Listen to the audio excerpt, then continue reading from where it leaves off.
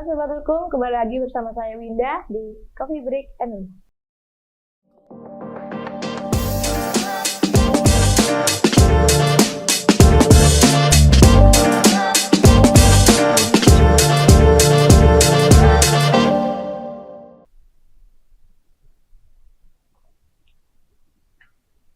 ya, kita kedatangan lagi tamu spesial kita, narasumber spesial kita, narasumber kesayangan kita, Bapak Suhardi. Ya, selamat datang kembali lagi di Coffee Break and Minum. Terima kasih. Bagaimana Pak kabarnya hari ini? Baik, hari ini kabar kamu? Kabar saya baik. Ya. Nah, kita hari ini akan membahas yang berbeda ya tentunya dari yang episode lalu. Jadi kita hari ini akan membahas tentang peran e-money di kalangan anak-anak. Nah, ini sangat penting supaya e-money tidak disalahgunakan. Gimana Pak tanggapannya mengenai e-money sekarang ini? Ya, e-money sebetulnya alat pembayaran yang dibuat mudah oleh pihak perbankan. E-money ini di mana banyak digunakan saat ini untuk memudahkan masyarakat dalam pembayaran. Pembayaran itu kan biasa pakai uang cash, ya, uang kartal. Nah, sekarang ini hanya dengan kartu yang sudah diisi uang di dalamnya, kita bisa menggunakan di mana saja. Bahkan sekarang pemerintah memastikan kita wajib memiliki e-money untuk perjalanan menggunakan tol. Ya kan? Nah, di mana tol sekarang ini tidak ada uang cash lagi. Nah, kemungkinan lama-lama semuanya juga ya tidak ada lagi uang cash karena itu memudahkan masyarakat dan juga untuk keamanan masyarakat gitu. Nah, pembayaran inilah yang mungkin sebagai alat pembayaran yang akan digunakan masa depan, dan mungkin tidak lama lagi banyak perusahaan-perusahaan terkait pembayaran atau melakukan pembayaran ke mereka meminta kita untuk menggunakan kartu atau e-money ini. Nah, e-money ini sangat memudahkan masyarakat sekarang ini ya Pak ya. Tapi apakah ada kekurangannya di dalam e-money ini atau mungkin jika hilang sudah tidak bisa diisi lagi atau bagaimana Pak? Nah, terkait e-money ini pernah saya sampaikan juga terkait di mana e-money kita rusak atau kartunya rusak lah. Ya. Nah, ini ada kendala kita untuk mengklaim, ya kan? Di mana ya banyak pemilik e-money mengisi e-money itu 500, ada yang mungkin isinya pas 100.000, tapi ada juga yang isi sampai jutaan kan. Nah, yang terjadi ketika e-money itu hilang, kita tidak bisa meminta ganti atau meminta e-money yang ada di dalam kartu itu untuk ditransfer ke e-money kita yang baru. Itu masalahnya yang sampai sekarang ini belum ada solusi dari pihak penyedia e-money. Ya. Jadi kalau hilang, rusak ya risiko itu. Ya, itu ditanggung sama ya, yang pemiliknya. Ya. Bagaimana hukum melindungi anak-anak dalam penggunaan e-money, terutama terkait keamanan data pribadi dan transaksi? Ya, kalau untuk e-money kan tidak dimasukkan secara ini kan KTP apa segala kan. Ya. E-money beda dengan kartu ATM atau kartu yang disediakan bank atau yang dikeluarkan oleh bank. Terkait kita ada sebagai nasabah, yang dimana di situ kita lampirkan KTP, kalau anak-anak kata lahir, kartu keluarga, ya kan. Ya. Nah, kalau e-money ini kita bisa beli e-money di tempat-tempat penyedia e-money, di mana e-money kita beli kartunya nilainya misalnya 5.000, isinya kita isi, dan tidak ada data-data pribadi kita masukkan dalam e-money itu. Betul. Ya. Ya. Jadi secara ini perlindungan hukum di e-money itu ya selama kita pegang ya itu hak kita gitu. Kalau e-money itu dari pegang orang lain bisa mengakui. Jadi kayak handphone lah. Handphone ada saya kuasai, itu dalamnya saya dirubah. Kalau Anda tidak tahu itu ada nomor SIM card-nya apa segala, terus nggak ada bukti pembelian, ya saya akui itu handphone saya. Aset yang saya pegang itu dalam kuasa saya, itu punya saya gitu. Jadi kalau misalnya hilang sudah tidak bisa Ya, dialihkan kembali dana yang ada atau di dalam diganti e-money. ya. Karena memang tidak memakai password, ya, tidak Betul. memakai data diri, jadi kalau sudah hilang ya sudah. Ya, Gitu ya, Pak. kepemilikannya siapa Sudah yang pindah menguasai lah. Ya, Ya, siapa kayak yang menemukan gitu. betul. Kayak barang kita temu nggak ada namanya, nggak ada kan namanya kan di e-money nggak ada itu apa KTP apa segala kan pendaftarannya tidak ada. Semuanya kan tinggal beli. Nah, udah kita miliki. Hilang ya, udah Rugi. rugi.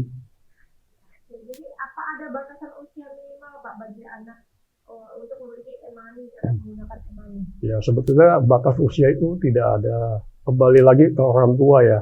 Ya. Jadi saat ini di sekolah-sekolah ada juga penggunaan e-money terhadap pembelian jajan. Nah, Iya. saat ini memang anak-anak itu minta sama kita batasi aja pengisiannya misalnya 50 atau 100 ribu. Dimana uang jajan itu sekarang dari sekolah juga nggak, mereka tidak mau anak-anak itu membawa-bawa uang juga di sekolah. Nah, perlindungan terhadap anak itu ya secara hukum tidak ada. Sama saja kayak kita kasih barang, kalau barang itu dicuri dia tahu siapa yang ngambil ya perlindungan hukumnya di situ kita laporkan pencurinya kan. Nah, terhadap anak-anak itu juga nggak ada batasan usia. Jadi anak-anak sekarang kelas 1 SD, misalnya umur 6 tahun dia dikasih e-money, dia jajan. Ya perlindungan hukumnya ya barang itu barang dia. Kalau hilang, kalau kita tahu yang ngambil kita bisa tegur atau minta kan. Tapi kalau secara ini ya aturan undang-undangnya belum ada. Itu kembali lagi ke KUHP pencurian, misalnya pencurian 363, 362 kan. Paling itu aja. Jadi tidak ada hukum yang mengatur secara spesifik ya Pak, belum ada ya? Belum ada. Ya. Jadi tergantung kebijakan orang tua Betul. membatasi anaknya menggunakan e-money. Jadi Betul. pemerintah belum atau negara belum mengatur undang-undangnya. Ya, jadi belum ada aturan umur sekian-sekian boleh kayak aturan memiliki KTP umur 18 atau umur berapa 17 ya kan. Kalau ini kan e-money itu tidak ada aturan.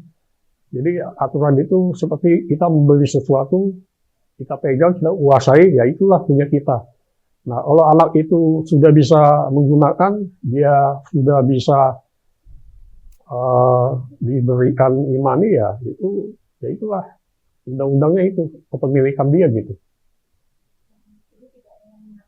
Iya nggak ada ya.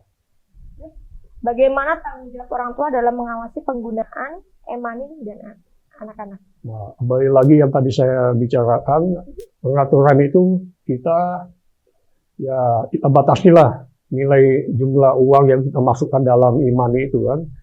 Misalnya anak-anak di sana jajannya misalnya sehari itu 20.000, kita masukin paling batas 50. Iya. Ya kan? Kalau hilang ya sudah kan. Gitu. Jadi nggak jajan besokannya karena hilang. Hilang kan? Iya. Jadi ya sebagai orang tua kita mesti bijak juga dalam memberikan e-money. Yang namanya anak-anak kan dia beli kan dia tap, dia tidak tahu nilai berapa, dia belum tahu nilai uangnya berapa. Apalagi dia belum pernah memegang uang dalam bentuk ini ya uang inilah uang asli kan, uang kertas. Nah, bentuknya apa dia kan belum tahu juga nilai berapa. Nah, dia dikasih kartu ya dia beli apa ya dia ngetap aja nilai berapa juga ditanya kamu jajan berapa dia nggak tahu juga. Gitu. Nah ini terkait e-money yang tidak ada PIN, password dan lain-lain ya Pak ya. Ya. Nah ini saya mau tanya ke Bapak, tanggapan Bapak kepada orang tua yang kasih anaknya ATM, karena anaknya itu belum mencukupi umurnya. Jadi ATM ini atas nama orang tuanya tapi diberikan kepada anak. Apakah ada undang-undang yang masih Nah, kalau ATM beda dengan e-money. ATM itu kan terhadap nasabah atau pemilik rekening yang diberikan fasilitas kartu untuk pengambilan uang, untuk transaksi uang, di mana uang itu sudah ada di rekening dia kan, atau kartu kredit yang limit batas pinjamannya sesuai dengan yang diberikan oleh bank. Nah, ini secara ini ada peraturan Bank Indonesia-nya, ada BI. Nah, ini pembayaran pun sudah ada, kalau nggak salah 2016 atau 2000 berapa, pembayaran secara elektronik menggunakan kartu ATM atau kartu lainnya yang dikeluarkan oleh bank. Untuk aturan hukum untuk anak-anak itu belum ada. Jadi secara hukum itu anak-anak belum diberikan inilah. Tapi kalau kita ke bank, kita mendaftarkan anak-anak rekening, membuka rekening, dia diberikan ATM. Oh, Ya, jadi secara hukum kalau dibilang tidak ada diatur siapapun yang membuka rekening dia akan diberikan ATM atau kita meminta ATM untuk memudahkan transaksi pengambilan uang atau transfer atau apalah, intinya transaksi bank kan. Jadi kalau kita bicara secara umum ya ATM bisa buat anak-anak, tapi mungkin anak-anak itu yang sudah inilah, pada intinya itu orang tua sudah membukakan rekening bank. Gitu. oh gitu. Soalnya saya sering lihat anak-anak masih SMP itu kan belum mempunyai identitas ya Pak ya, Iya. punya KTP, tapi sudah mempunyai rekening, sedang mempunyai kartu ATM, Betul. bayar di mall, tinggal gesek aja pakai kredit card gitu. Ya, ya, kembali lagi ke orang tua kan, orang tua membuka rekening dengan batas-batas minimum atau maksimum uang yang ada di dalam rekening bank itu, ya kan? Yang dimana kita kasih tahu juga anak kita untuk nomor PIN itu nggak boleh dikasih tahu orang gitu kan. Nah, kalaupun dicuri kan ATM-nya doang, rekeningnya kan dia nggak bisa ambil juga kalau nggak ada ATM, nomor rekeningnya itu, nomor password ya kan.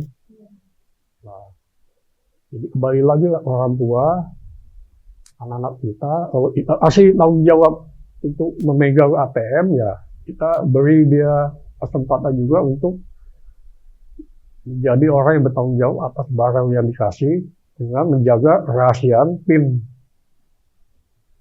Gitu. Jadi harus dalam pengawasan orang tua. Betul. Orang tua juga berperan penting dalam penggunaan e-money ini ya Pak ya. Betul.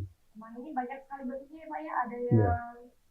kartu, ada yang e-wallet, seperti ya. kita kalau mau beli makanan sekarang QRIS. Ya. Sekarang kita kalau misalnya beli makanan ketinggalan dompet nggak masalah ya Pak ya, Ini buat kartu. karena buat kartu bisa, Ya, kartu handphone. bisa, handphone bisa, tinggal bayar QRIS gitu. Iya. Nah, tapi kan ini kan sangat berbahaya ya. Saya lihat karena terdapat beberapa kasus bahwa QRIS yang di tokonya ternyata bukan punya tokonya, ternyata punya karyawannya. Nah, itu juga harus kita hati-hati gitu. Salah ya Pak ya. Iya, jadi kalau QRIS itu kan ada PIN-nya kan. Nah, PIN itulah kita kasih tahu anak-anak. PIN itu tidak boleh dikasih tahu ke siapapun. Jadi sebagai penutup, apa nih pesan Bapak untuk kebijakan orang tua nih? Saya lebih bijak mengawasi anak-anak nih. Ya, jadi pesan saya orang tua lebih bijak dalam memberikan uang kepada anak dalam bentuk QRIS atau ATM. Di mana nilainya harus kita batasi dan juga kita beritahu cara penggunaan, apa yang boleh apa tidak, PIN, ya kan. Nah, beli sesuatu yang sesuai dengan kebutuhan. Itu saja dari saya. Jadi pesan dari Pak Charlie yaitu orang tua lebih waspada ya, walaupun sudah percaya kepada anaknya, tetapi tetap harus didampingi, harus diberi pengarahan tentang penggunaan e-money atau uang elektronik karena bisa berbahaya juga ya Pak ya. Terima kasih kepada Pak Charlie sudah menyempatkan waktu untuk datang di Coffee Break and Roll. Nanti kita lebih biasa. Yes.